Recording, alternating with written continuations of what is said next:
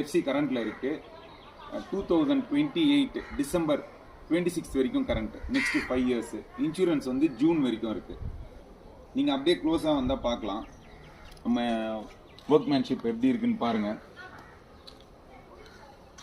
உங்களுக்கு வந்து வண்டியில் எந்த ஒர்க்குமே கிடையாது, எலக்ட்ரிக்கல் மற்றபடி எந்த ஒரு சின்ன இஷ்யூஸ் எதுவுமே இல்லை, எல்லாமே நம்ம முடிச்சிட்டோம்.